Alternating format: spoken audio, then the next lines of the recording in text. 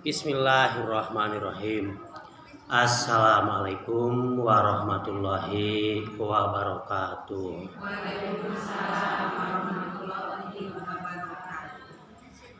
Innal hamdalillah nahmaduhu wa nasta'inuhu wa nastaghfiruh wa na'udzu billahi min syururi anfusina may yahdihillahu fala mudilla lahu wa may yudlil fala hadiyalah. Wa asyhadu an la ilaha illallah wa asyhadu anna Muhammadan abduhu wa rasuluh. Allahumma sholli ala Muhammadin wa ala alihi wa ashabihi ajmain wa man tabi'ahu ila yaumiddin. Ibu-ibu sadaya dan bapak, insyaallah bahasan anu pokok Al-Quran surat Al-Qadr, surat nomor 87 Al-Qadr.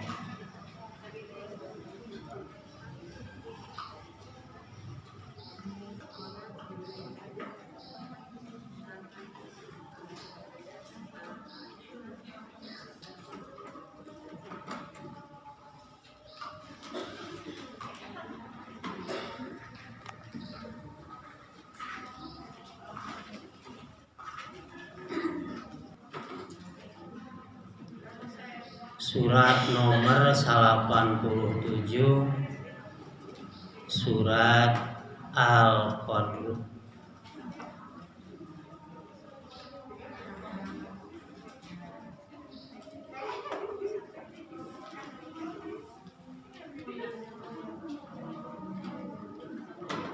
Surat nomor 87. A'udzu billahi minasyaitonir rajim. Bismillahirrahmanirrahim. Inna anzalnahu fi lailatul qadr. Wa ma adraka ma lailatul qadr. Lailatul qadri khairum min alfi syahr. Tanazzalul malaikatu warruhu fiha biizni rabbihim min kulli amr. Salamun hiya hatta matla'il fajr. Saestuna kami Gusti Allah nurunkeun Al-Quran, nurunkeun wahyu dina Lailatul Qadar, dina wengi anu dimuliakeun. Naha anjeun terang naon eta, kumaha eta darajatna Lailatul Qadar, wengi anu dimuliakeun teh. Lailatul Qadri khairum min alfi syahr. Eta wengi anu dimuliakeun teh leuwih alus tibatan 1000 bulan. Turun para malaikat, oge malaikat Jibril, kalawan izin Allah, kalawan masing-masing nyanap tugas pikeun nguruskeun pirang-pirang urusan. Salamun hiya hatta matla'il fajr, sejahtera aman teu aya rewangan naon-naon eta dina eta wengi teh dugikeun ka terbit fajar, dugikeun ka subuh.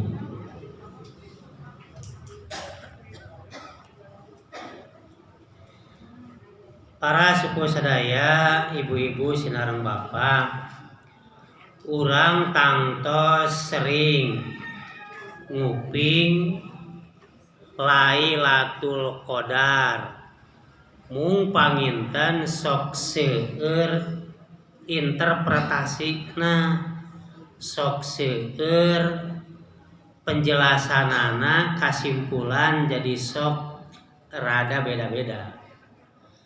Kumargi kahiji kalebetna kana ayat mutasyabihat.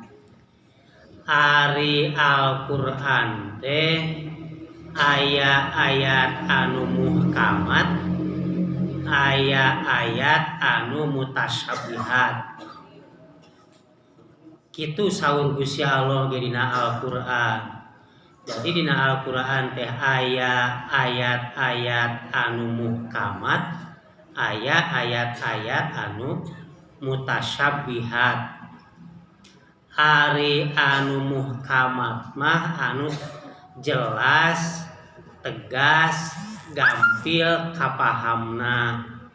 Sapertos wa aqimus sholata wa atuz zakata, kurang gampil kapahamna. Oh ya teh parentah pikeun supaya urang ngalaksanakeun salat, urang supaya ngalaksanakeun zakat. Ta sapertos ayat anu model kitu mah disebat di Guha Hiro. Tah ieu wengi teh dibandingkeun sareng tahun-tahun anu katukang langkung sae keneh wengian eta, sok sanajan mung sawengi. Aya anu mastikeun yen 1000 bulan teh lamun ku taun mah 83 tahun. Tapi oge aya nu mengungkapkan kieu, ari masa sateu acan turun Al-Qur'an teh masa kegelapan, nyaeta masana manusia teh jahiliyah. Jadi sepeninggalna Nabi Isa dugi ka Nabi Muhammad kirang langkung 571 tahun, eta teh zaman kegelapan. Sabab manusia teu gaduh padoman kumaha carana ieu ngeusian kahirupan. Tah nalika diturunkeunana Al-Qur'an, jadi we manusia teh ngagaduhan padoman kumaha dina masalah kayakinan anu asalna osok nyembah kana patung, aya anu nyembah kana seuneu sebat majusi. Tah ku ayana Al-Qur'an jadi diluruskeun, asalna mah musyrik, asalna mah syirik, jadi weh bertauhid gitu. Nya kitu deui ibadah, contona lamun ibadah urang jahiliyah tawaf wae sok telanjang, tadi luruskeun ku ayana Al-Qur'an tawaf teh teu telanjang, tapi aya aturanana pakaian kanggo nutup aurat, sadayana istri mah sadaya tubuhna aurat, kajaba rarai jeung telapak tangan. Nah pamagat kan khusus nganggo pakaian ihram. nya kitu deui dina persoalan akhlak, nya kitu deui dina masalah muamalah kumaha cara berekonomi. Contohna dina ajaran Islam ngaharamkeun riba, ngaharamkeun renten. Tah jadi ku ayana turuna Al-Qur'an dina eta hiji wengi dina sejarah masuk disebatna tanggal 17 Ramadan numutkeun sejarah. Tah ku penting-pentingna eta Al-Qur'an wengian diturunkeunana Al-Qur'an langkung sae tibatan bertahun-tahun anu masa kezaliman. Sehingga para ulama aya nu nyebat 83 tahun kumargi identik sareng 1000 bulan. Aya oge ieu mah mafhumna sanes kitu, eta mah mantuk. Nah, kitu sote. Tapi mafhum nama waktu tak terhingga. Jadi eta wengian teh wengian anu kacida pisan dimuliakeunana. Sehingga korelasina sareng ayat anu sejen, contohna anu aya dina surat Ad-Duhan, anu aya dina surat Al-Baqarah, munasabatul ayat margi ayat berkaitan sareng ayat anu sejen. Tah eta wengi teh disebat oge wengi anu pinuh ku kaberkahan. Sehingga naha bulan Ramadan disebat bulan anu pinuh ku kaberkahan kumargi tadi aya wengi anu darajatna ku Gusti Allah anu darajat pinuh ku kaberkahan.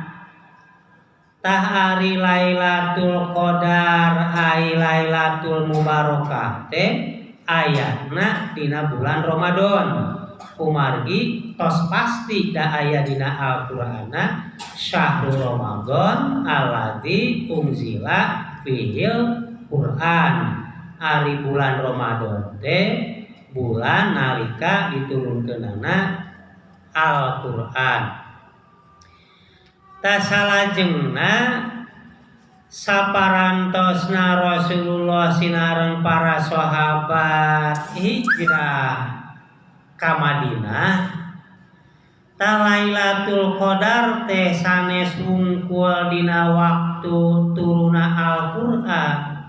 Tapi setiap bulan Ramadan dina 10 terakhir eta teh disebatna malam-malam Lailatul Qadar. Sehingga Rasulullah didukung ku para sahabat oge ku para istrina upami 10 terakhir dina bulan Ramadan teh aya disunahkeun kanggo ngalaksanakeun iktikaf. Iktikaf akafa yakifu ukufan.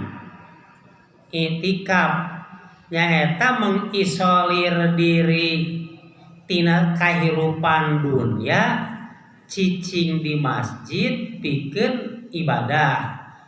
Jadi urang di mana urang gaduh kesempatan dina 10 terakhir bulan Ramadan nya ari sapuratina mah eta teh peutingna jeung beurangna.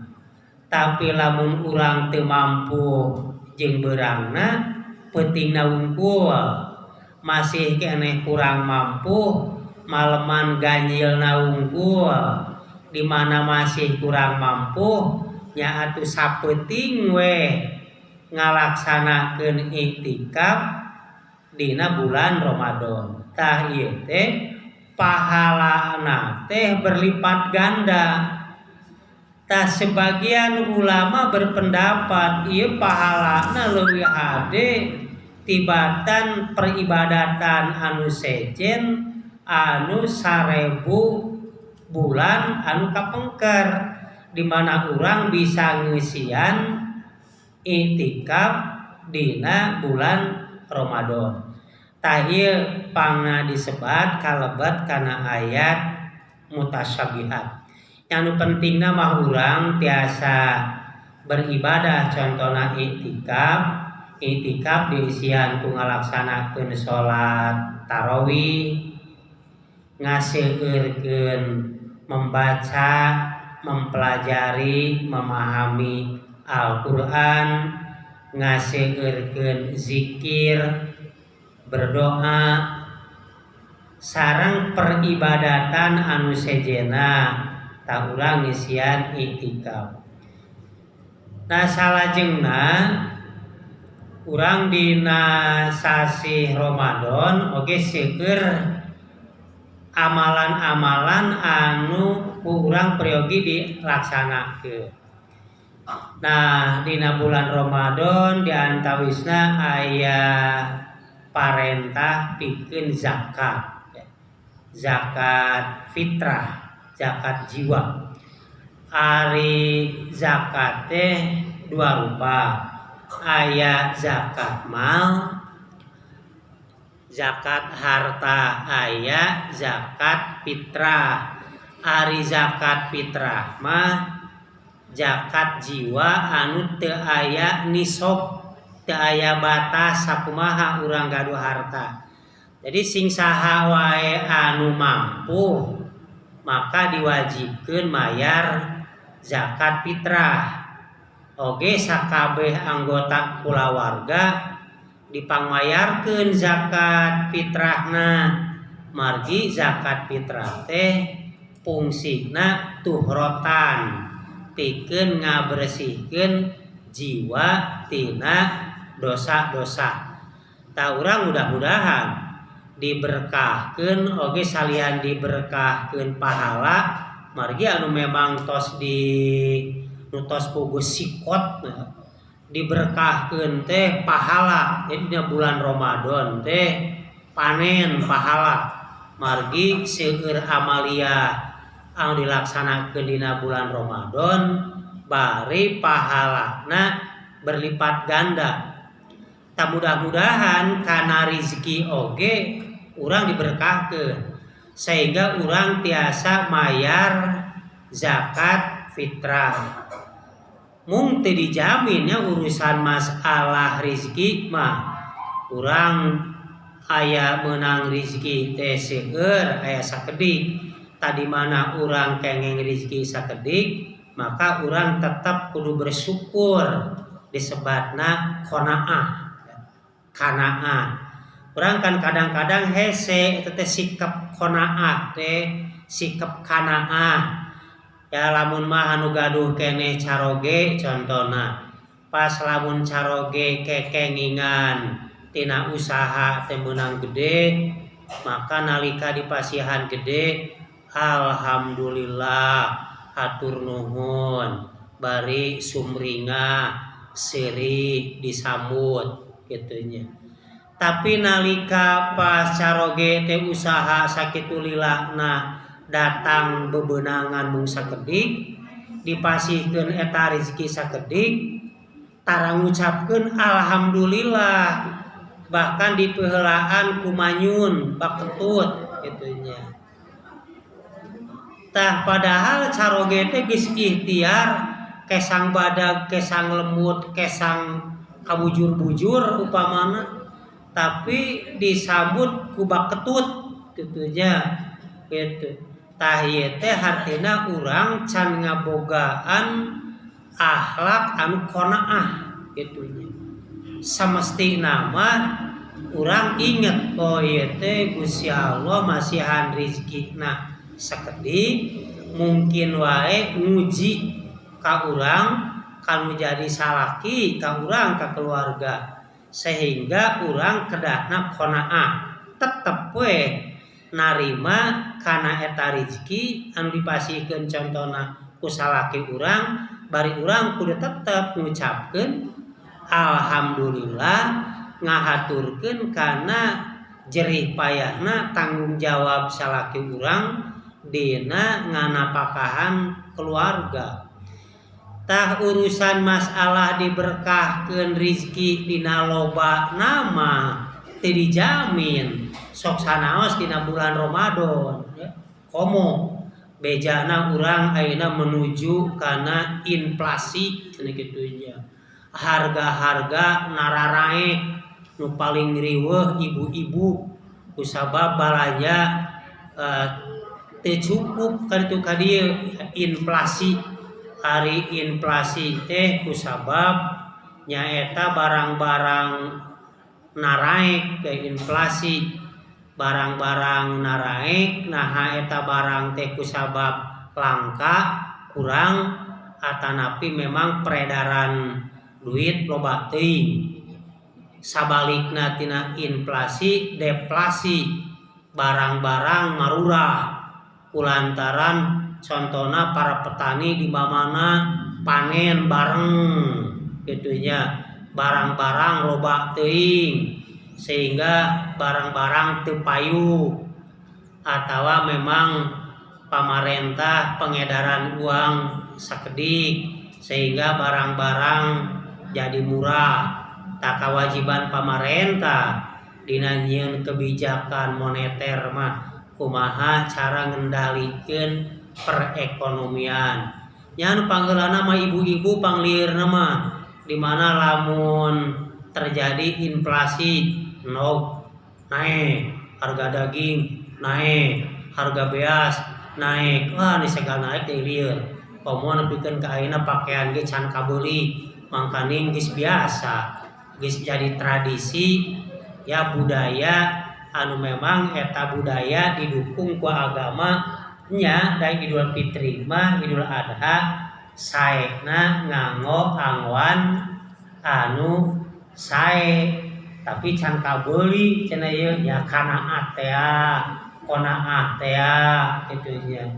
Da memang disunahkeunana mah nganggo pakaian anu sae dina Idul Fitri sehingga dina waktu urang silih ucapkeun doa taqabbalallahu minna wa minkum pinuh ku kabahagiaan da angwan oge sae.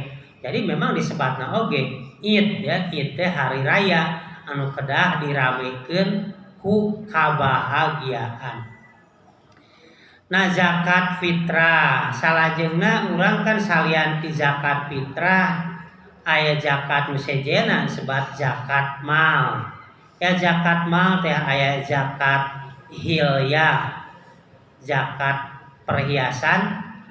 Ya di mana urang meser perhiasan rek 1 gram rek 2 gram, misalna meser perhiasan mung 1 jutaan, sate acan dianggo wajib dijakatan.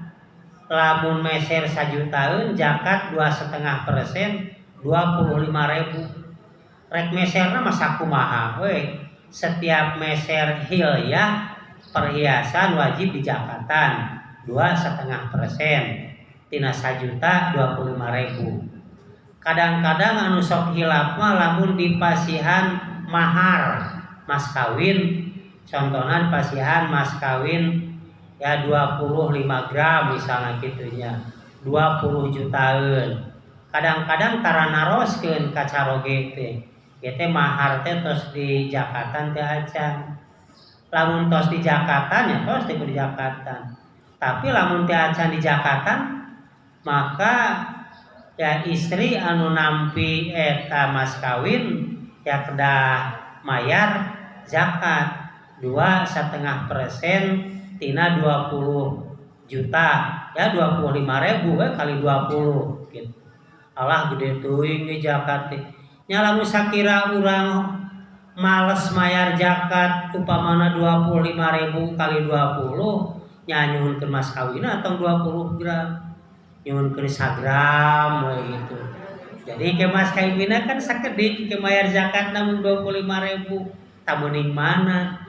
Mending dipasihan mas kawin 20 gram tapi kudu mayar zakat 20 kali 25.000 atau mending 1 gram we ngarah mayarna 25.000. Nah, eta mah urang we sepandai-pandai urang berpikirnya. Tah ieu kadang-kadang sok kahihilapkeun ya. Bilih ya ibu-ibu kenging nya dipayu 20 gram we can dijakatan. Eta teh wajib dijakatan.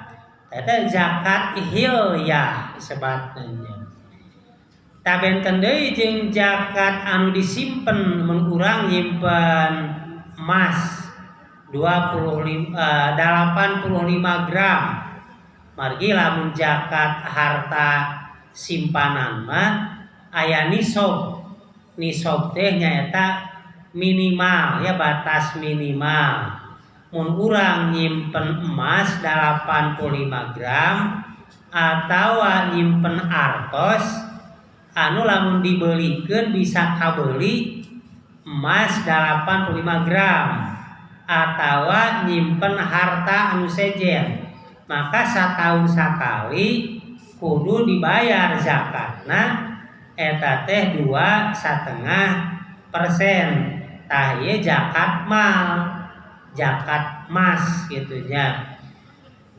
Tah zakat anu sejena zakat penghasilan. Zakat penghasilan lamun bentukna tambang ya di urang pan aya istilah zakat tambang. Zakat tambang teh sanes nu kabayangkeun ku urang tambang muning, tambang doma nya kitu. Tambang teh bangsaning emas, boksit, timah, minyak bumi kitu nya.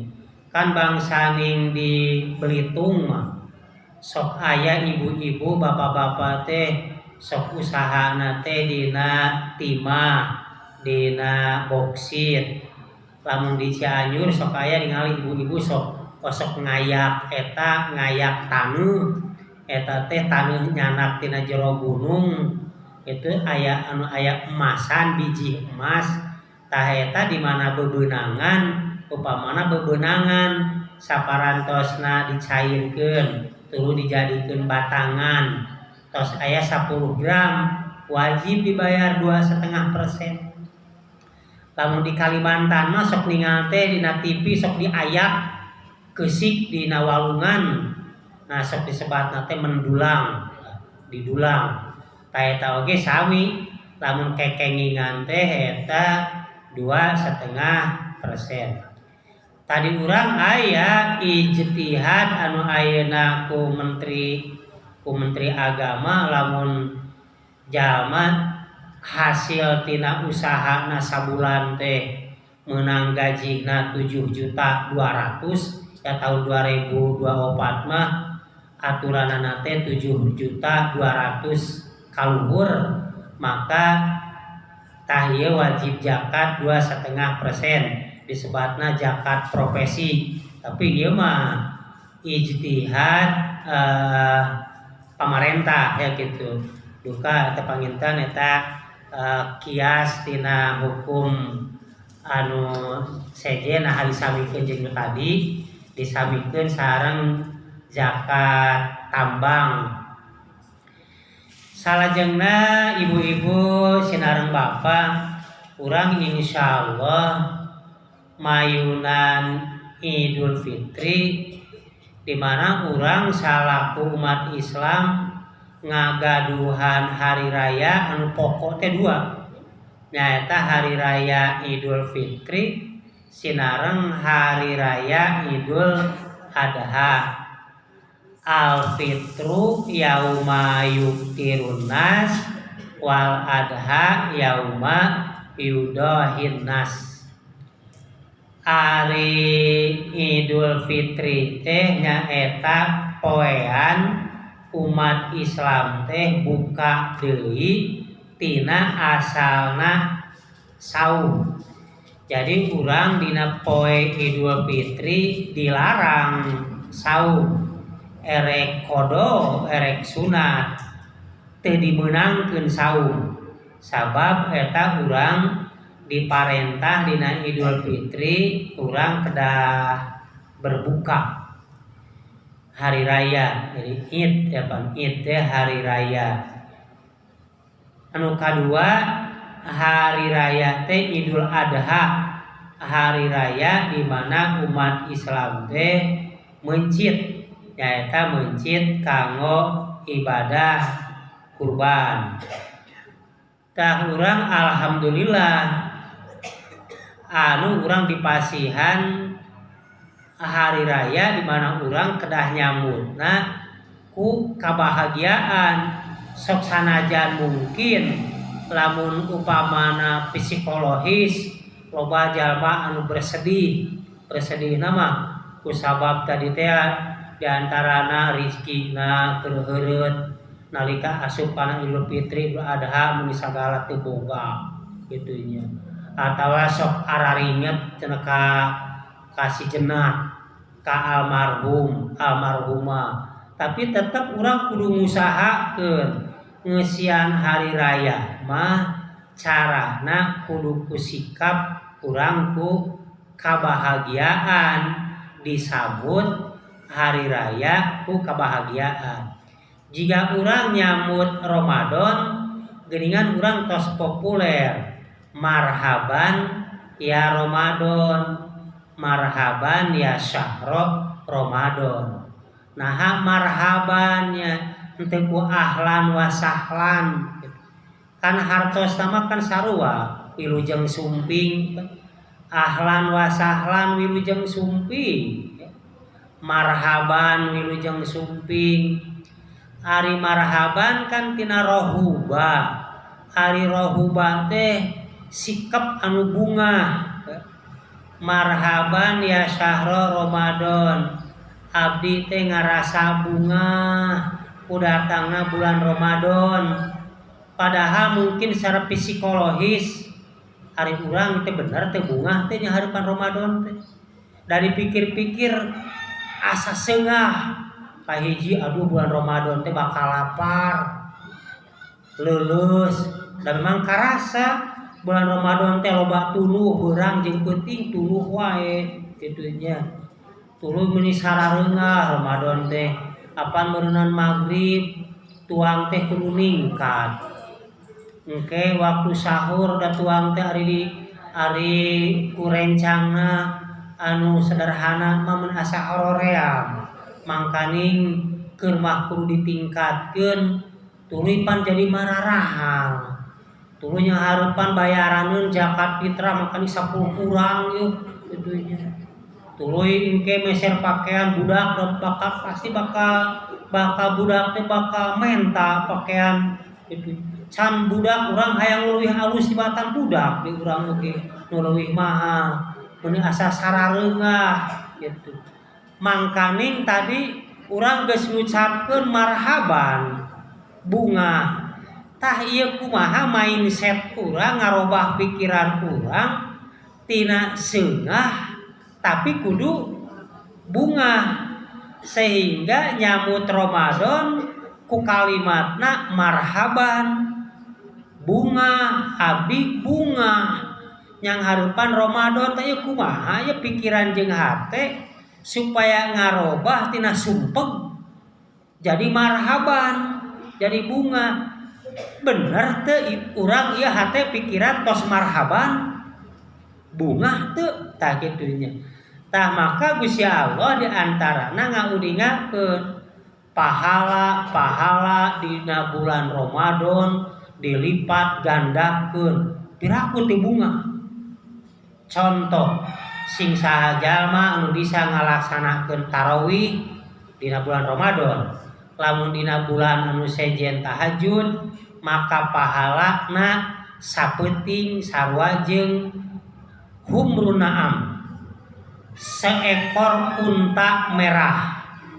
Jadi di Arab di zaman Nabi Muhammad ya, lamun jalma ngabogaan onta anu beureum jangkung badag jag-jag waringkas warnana beureum eta teh jalma beunghar.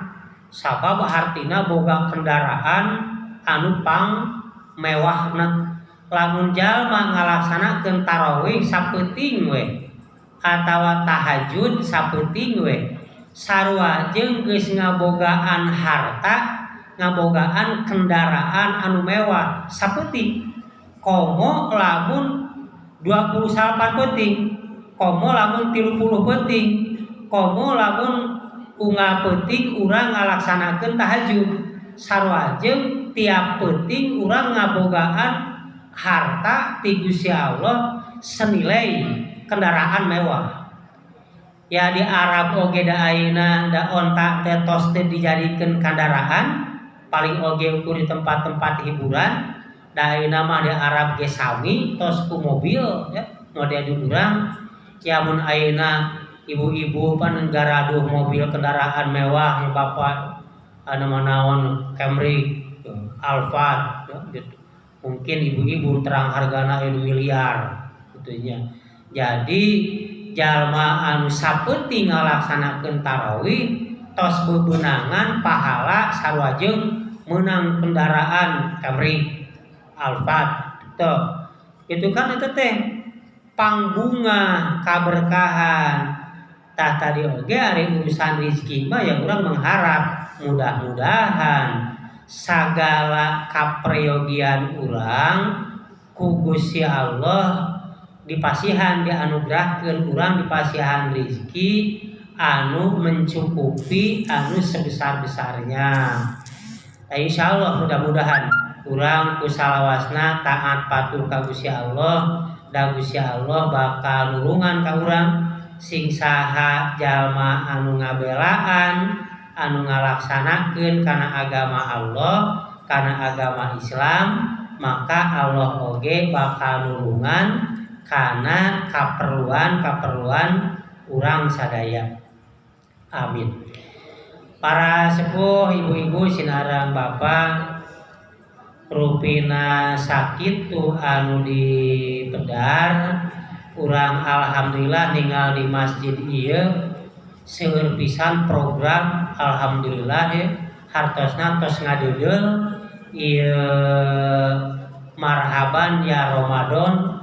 Aya kegiatan pangaosan subuh, aya buka bersama takjil kalawan berpartisipasi ya ibu-ibu ngirim, aya kegiatan sodako, kegiatan zakat, kegiatan tarawih, aya perencanaan pelaksanaan Idul Fitri. Hartosna ieu benar-benar DKM pengurus tos nyambut kehadiran Ramadan ku marhaban ya syahro Ramadan.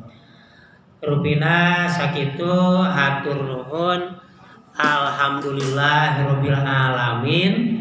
Assalamualaikum warahmatullahi wabarakatuh.